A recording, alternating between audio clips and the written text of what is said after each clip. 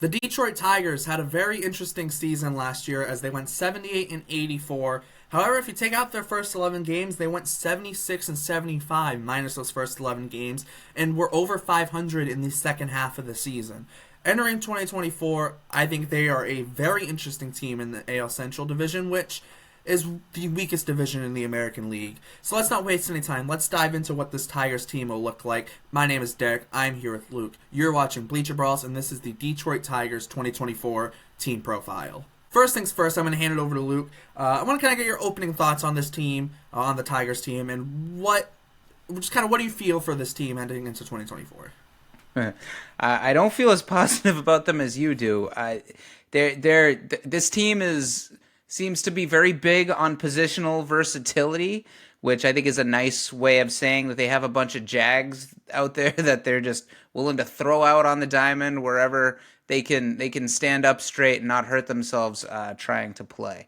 But that's good that you have a different view on it. I'm looking forward to seeing what there is to look forward to on this Tigers team.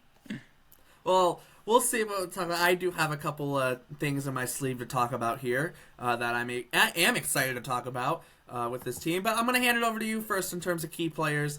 So who are three key players that you have for this Tigers teams? And out of the three, who is one that you'd like to expand on as a key player for 2024? Well, it was hard to get to three.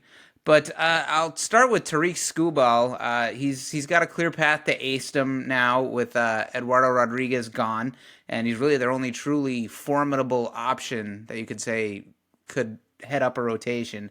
I like Kerry Carpenter. He's going into his third year, and if he keeps on with the trajectory he's going to, he could pair with Spencer Torkelson they could be a pretty dangerous duo in the middle of their lineup.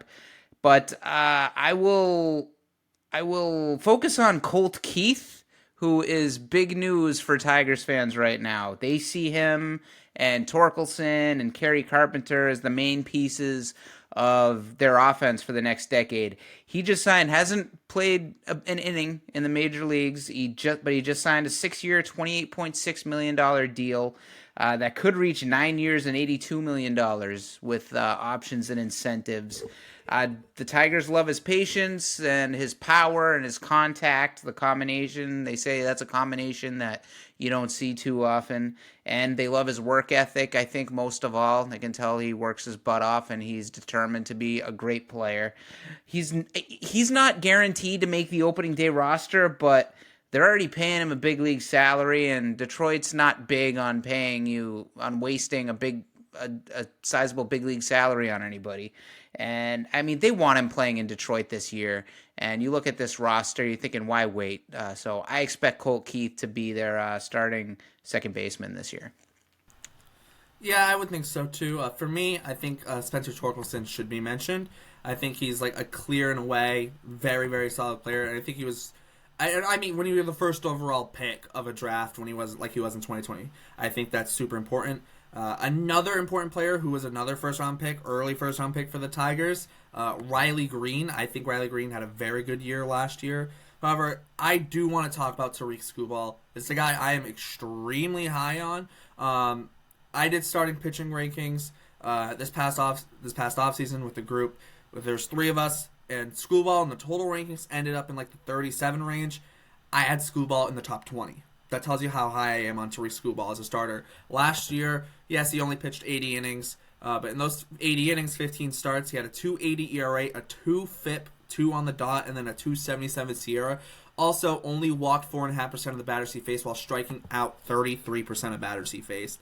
I have a futures bet on Tariq Skubal to lead the MLB in strikeouts, a $5 bet to win $250. So I'm kind of hoping he pitches and stays healthy and strikes a lot of people out.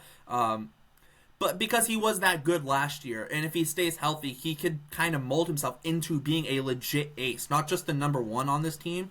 I could see him turning into an ace considering the changes he's made the last couple years and how good he's turned himself into and developing himself over the last couple years. So I think he's really, really, really important for this Tigers team. He's not a young pup either, right? He's like 28, something like that. It'll be his age 27 season this year. Is it fifth year, something like that? Fifth year. Okay. And they really like Casey Mize too, I guess, in Detroit. Yes, also Casey Mize, Matt Manning's another kind of young pitcher who was a first round pick back in 2016. That feels like he was drafted just yesterday, but also like 100 years ago at the same time. He's another young guy. Very fun team. The very, young team could be very good. Could be a surprise team in the AL Central. Let's move on to their offseason moves. Some of their key offseason moves. They traded for Mark Canha. They signed Jack Flaherty, Kenta Maeda, Andrew Chafin, Shelby Miller. They extended Colt Keith, as you mentioned. They also they did lose Eduardo Rodriguez in free agency. That's another big move. Out of the moves that they made, or maybe like a guy they lost like Eduardo Rodriguez, what do you think is going to be the most impactful for them, or just a move that you really like that you want to talk about? What do you want to talk about for their kind of offseason move? Now that I'm thinking about it more, I kind of think moving on from Eduardo Rodriguez and not wasting their time building towards a future team with him as the ace, it could be just as big as any move they've made. But I had decided before I'm going to go with Mark Canha. He's not a star by any means, but he's a decent player who brings a veteran presence to the team. He's 30. This is going to be his age 35 season. And they're going to need a guy. He's pretty sure he's by far the oldest guy on that entire roster now. In that outfield, Parker Meadows, the center fielder's 23. Riley Green's only 22, so Canha brings experience and a steady hand to left field. He's no superstar fielder. He's playing left field after all. But he's been in the major leagues for 10 years, and he's been a decent player at a couple different places.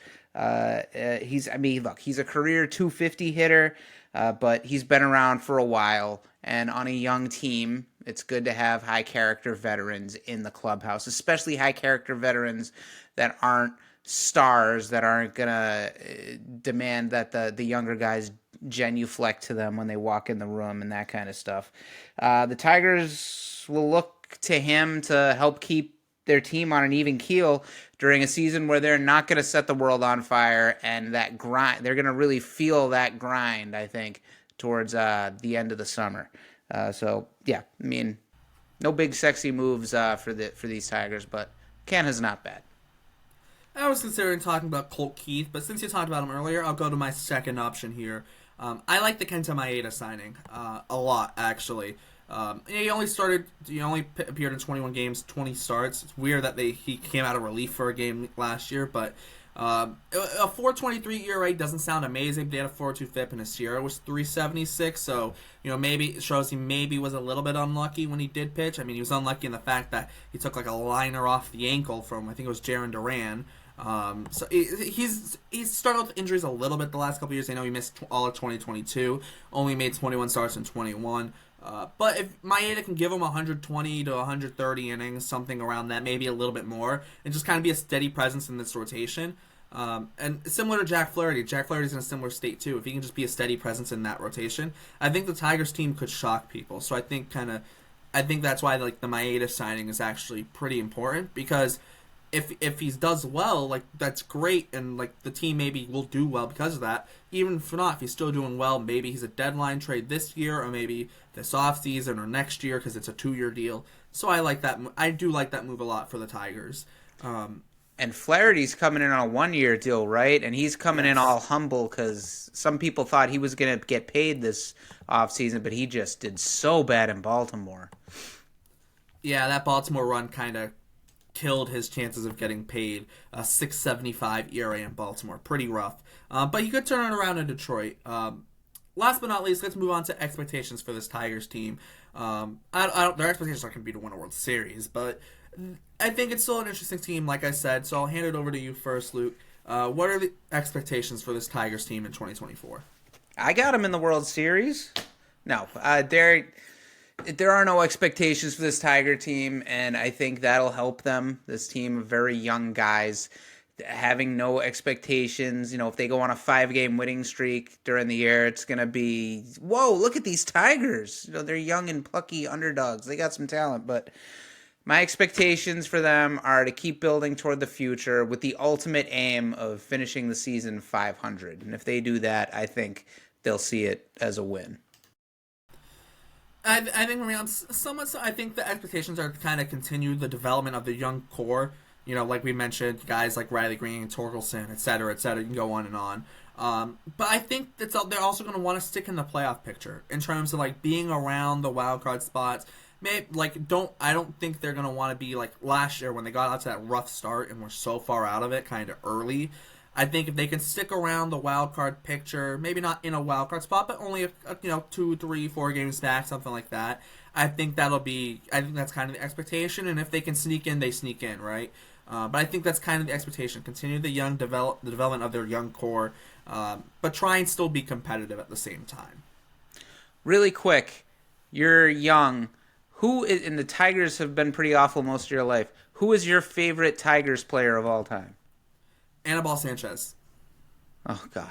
You have the most random favorite players of anybody else. I know, it's wacky because I was at the 2013 ALCS Game 1 when he pitched they almost threw the combined no-hitter that he started. No-hitter. I was at that game. Ugh. Former Red Sox prospect. I still remember Alan Trammell. Loved Alan Trammell. Yes, Anibal Sanchez traded with Hanley Ramirez to the Marlins in the Beckett and Lowell trade. I like that fact too. But so former Red Sox prospect Anibal Sanchez. I think that's a great place to wrap it up. Tigers fans, let us know your thoughts in the comments. Let us know how do you feel about the team entering 2024. Make sure to check out all our other team profiles. And for Luke, my name is Derek. Thanks for tuning into Bleacher Brawls, and we will see you next time.